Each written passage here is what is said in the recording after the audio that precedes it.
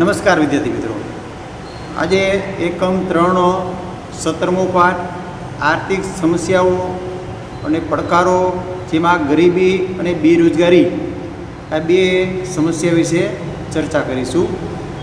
ભારતીય અર્થતંત્રમાં કેટલીક ગંભીર, જટિલ અને આર્થિક સામાજિક સમસ્યાઓ જેવી કે વસ્તી વધારો, ભાવ વધારો, કાળું નાણું, ગરીબી, બેકારી, ભૂખમરો, ભ્રષ્ટાચાર, આતંકવાદ વગેરેનો સમાવેશ થાય.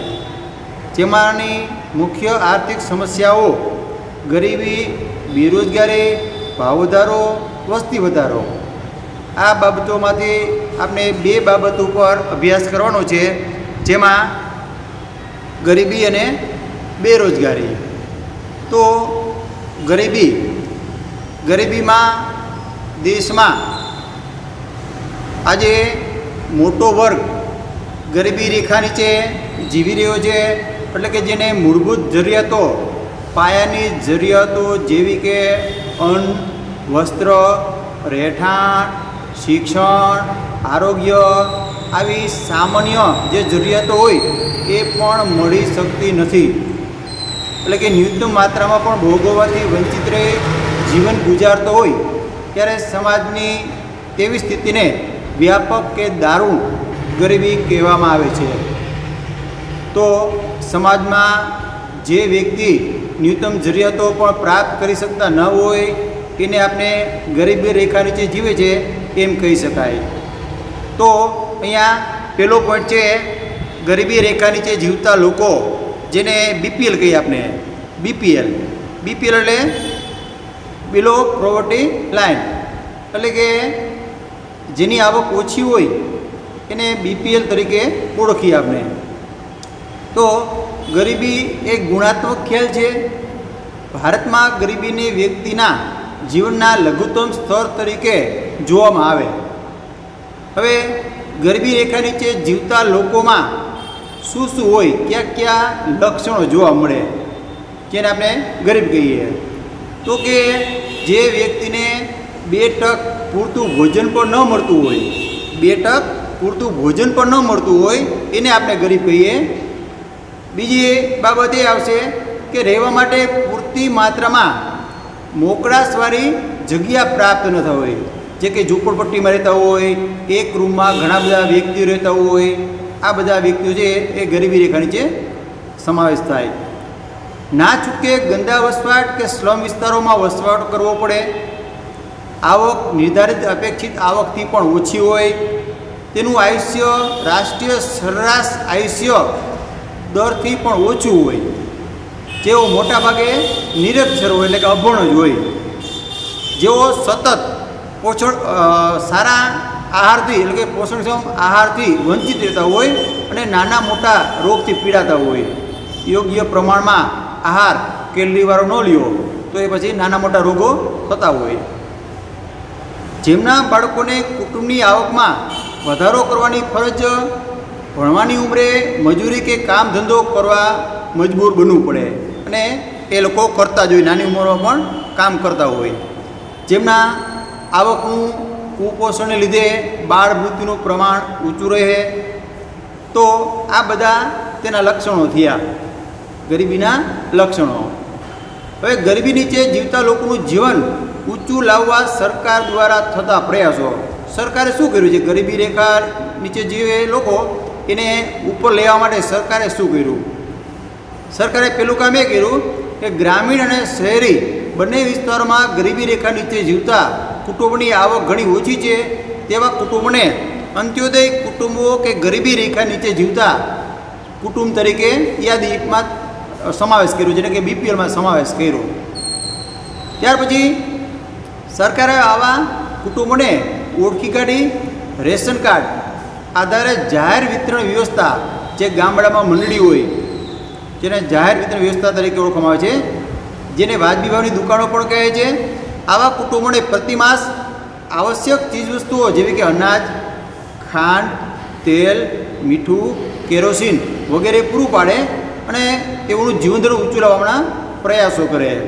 તો સસ્તા અનાજની દુકાનો, જે વાજબી ભાવની દુકાનો હોય ત્યાં ફિક્સ જ ભાવ હોય અને તે રાહત દરે ત્યાં આપવામાં આવતું હોય. સરકારે કીધું હોય કે 2 રૂપિયા લેકે ઘઉં આપો, 3 રૂપિયા લેકે ચોખા આપો, કે જે નક્કી કર્યા હોય એ ભાવે ત્યાં વિતરણ થતું હોય. ગરીબી રેખાનો ખ્યાલ સૌ પ્રથમ WHO એટલે કે વર્લ્ડ હેલ્થ ઓર્ગેનાઇઝેશન WHO જેના હું તરીકે ઓળખે તેના નિયામક બિયોર્ડ ઓરે રજૂ કર્યો. WHOના નિયામક બિયોર્ડ ઓરે રજૂ કર્યો, જે ગરીબી રેખાની ગણતરીમાં કે જે માપન અનાજ, વસ્ત્ર, રહેઠાણ, શિક્ષણ, આરોગ્ય, પીવાનું ચોખ્ખું પાણી, વીજળી, સેનેટાઇઝની સુવિધા, વાહન પરિવહન વગેરે પાછળ થતા વપરાશી ખર્ચ અને આવકને ધ્યાનમાં લઈ કેલરીને આધારે જીવન ધોરણની નિશ્ચિત સપાટી ગરીબી રેખા તરીકે ઓળખવામાં આવે છે. અને જે ગરીબીનો ખ્યાલ સમય, સ્થળ, સંજોગો કે પરિસ્થિતિમાં આવતા ફેરફાર મુજબ બદલાય. હવે આપણે ગરીબીનું માપન કઈ રીતે કરી શકાય, તો અહીંયા 2 રીતે કર્યું છે. એક તો કોઈ પણ એક કુટુંબ દ્વારા વિભિન્ન વસ્તુઓ કે સેવા પાછળ કરવામાં આવેલો ખર્ચ. ગરીબીનું માપન 2 દ્વારા કરવામાં આવેલું છે. 2 બાબત યાદ રાખી છે કે કોઈ પણ એક કુટુંબ એમને વિભિન્ન વસ્તુઓ કે સેવા પાછળ કેટલો ખર્ચો થાય. બીજું એ કર્યું છે કે કુટુંબ દ્વારા મેળવેલી કુલ આવકના આધારે, એટલે કે કુલ આવક કેટલી છે એમાં વધારેમાં વધારે 5 સભ્યોનું કુટુંબ ગણેલું છે. વધારેમાં વધારે 5 સભ્યોનું કુટુંબ છે એ ગણેલું છે. હવે ત્યાર પછી જે કંઈ આપણે ગરીબી 2 પ્રકારની જોવા મળે છે, નિરપેક્ષ ગરીબી અને સાપેક્ષ ગરીબી.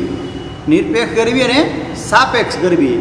જો ગરીબ એટલે ગરીબ જ ગણાય, પણ અહીંયા 2 અલગ રીતે સમજવાની કોશિશ કરવી પડશે આપણે કે નિરપેક્ષ કોને કહેવાય અને સાપેક્ષ ગરીબી કોને કહેવાય. તો પેલું જે સમાજના લોકો અનાજ, કઠોળ, દૂધ, શાકભાજી, કપડાં જેવી પ્રાથમિક જરૂરિયાતો લઘુત્તમ બજાર ભાવે પણ પ્રાપ્ત કરી શકવા સમર્થ ન હોય તો એને આપણે નિરપેક્ષ ગરીબ તરીકે ઓળખીએ. ગરીબીના 2 પ્રકાર આપે છે, નિરપેક્ષ ગરીબી અને સાપેક્ષ ગરીબી. હવે નિરપેક્ષ ગરીબીમાં તો આપણે ખબર પડી કે ભાઈ કાંઈ જે સામાન્ય વસ્તુ એ પણ આપણે ઓછા ભાવે મળતું ન હોય. તો સાપેક્ષ ગરીબી છે એ આમ તો ગરીબ ના ગણાય, બીજાની સરખામણીએ ગરીબ છીએ. બીજાની સરખામણીએ ગરીબ છીએ. તો એક અહીંયા ઉદાહરણ પણ આપેલું છે, તો એને પણ સમજજો આપણે કે સમાજમાં જુદી જુદી આવક ધરાવતા વર્ગોમાંથી જો કોઈ જૂથ અન્ય કરતાં ઓછી આવક મેળવતો હોય તો સાપેક્ષ ગરીબ છે તેમ કહેવાય. દાખલા તરીકે 3 વ્યક્તિની આવક કરેલી છે. એ છે એ 10,000 કમાય, બી 20,000 કમાય, સી 30,000 કમાય. આ ત્રણેયની આવક અલગ અલગ થઈ. હવે બી અને સી એના કરતાં એ ગરીબ ગણાય. શું કામ કે એની આવક 10,000 છે, ઓની છે 20 અને 30 છે. હવે એ અને બી એ સી કરતાં ગરીબ ગણાય. સીની આવક 30,000 છે, એની સાપેક્ષમાં એ વાળો એમ કહેશે ભાઈ હું તો ગરીબ ગણાવ, મારી પાસે 10,000 આવક છે. બી કહેશે ભાઈ ઓની 30,000 આવક છે, મારી 20,000 આવક છે, તો એના પ્રમાણે હું ગરીબ ગણાવું. તો આ થઈ આવકની સરખામણી. ટૂંકમાં આપણા કરતાં વધારે કોઈની આવક હોય તો એની સરખામણી આપણે ગરીબ ગણાય. તો આ 2 યાદ રાખવાની, સાપેક્ષ ગરીબી અને નિરપેક્ષ ગરીબી. હવે ભારતમાં ગરીબીનું પ્રમાણ તો અહીંયા આયોજન પંચે જે 2011-12માં ગરીબી રેખા નીચે જીવતા લોકો એટલે કે ગામડામાં કેટલી માથાદે આવક પ્રાપ્ત થવી જોઈએ, તો કે માસિક વપરાશી ખર્ચ ગામડામાં 1816 નક્કી કરેલો છે. એટલે કે 5 વ્યક્તિનું કુટુંબ ગણવાનું, એને ગુણ્યા 1816 ગુણ્યા 5, એટલે એક કુટુંબ ઘર દીઠ આવક માસિક 4,080 હોવી જોઈએ. શહેરોમાં માસિક આવક વપરાશી ખર્ચ 1,000 નક્કી કર્યો. એટલે 5 જણાનું કુટુંબ હોય, 1,000 આવક હોય તો 5,000 રૂપિયા આપણે મહિને કમાતા હોવા જોઈએ.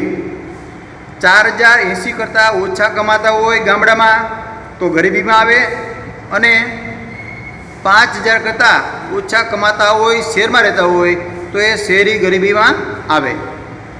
હવે અહીંયા ટકાવારી પણ ઘણી બધી આપેલી છે, એનો અભ્યાસ કરી લેજો, કારણ કે એમાં આપણે વધારે ટાઈમ જોશે, તમે એમાં વાંચી લેજો. હવે યુએનડીપી 2015ના રિપોર્ટ મુજબ ભારતમાં 2011-12માં ગરીબીનું પ્રમાણ કુલ વસ્તીના 21.92% હતું.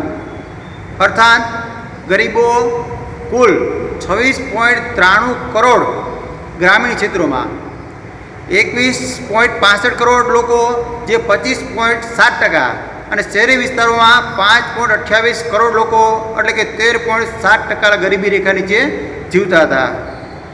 સૌથી વધારે ગરીબીનું પ્રમાણ ક્યાં જોવા મળે? ભારતના કયા રાજ્યમાં સૌથી વધારે ગરીબીનું પ્રમાણ જોવા મળે? તો તમારે યાદ રાખવાનું, સૌ પહેલે છત્તીસગઢ, જ્યાં 36.93% છે. છત્તીસગઢમાં 36.93% છે. જ્યારે ઓછી ગરીબી ધરાવતું રાજ્ય ગોવા છે. ઓછી જે ગરીબી ધરાવતું હોય તો ગોવા છે, જ્યાં 5.09% છે, એટલે કે 5% છે, અને ત્યાં 36 અથવા તો 37% જેટલું જોવા મળે.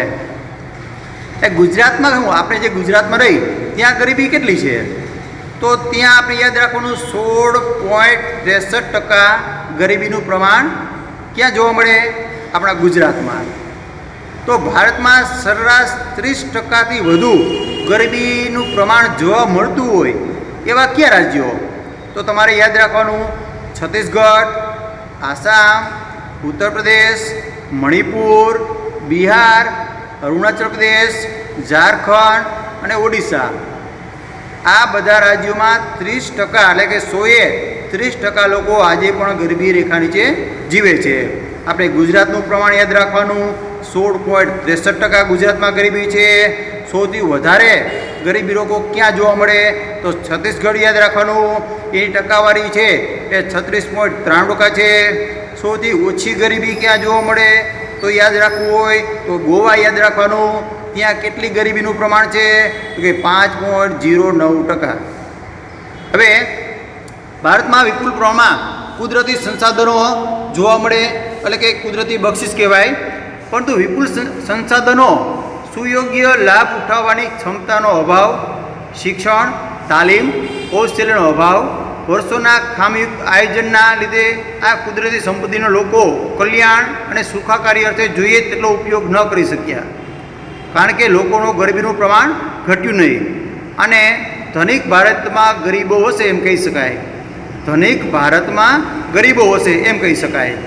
હવે ગામડામાં આનું પ્રમાણ કેટલું છે અને શહેરોમાં કેટલું છે એ જોઈએ આપણે.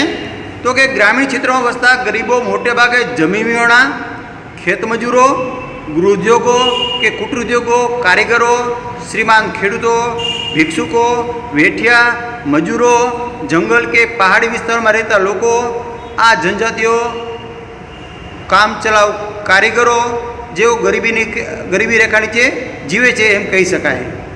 તો ગ્રામીણ ક્ષેત્રોમાં કયા ગરીબો છે અને શહેરોમાં ક્યાં ક્યાં ગરીબી જોવા મળે એ પણ આપેલું છે.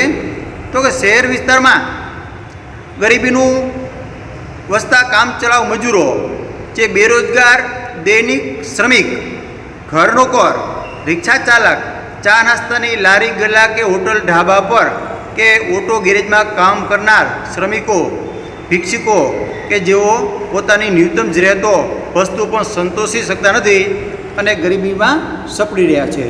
તો આ બધા જે કંઈ પોઈન્ટ છે એ યાદ રાખી લેજો. અને હવે પછી બીજું લેક્ચર આપણે છે એ આ પાઠનું ચલાવશું. જય હિન્દ.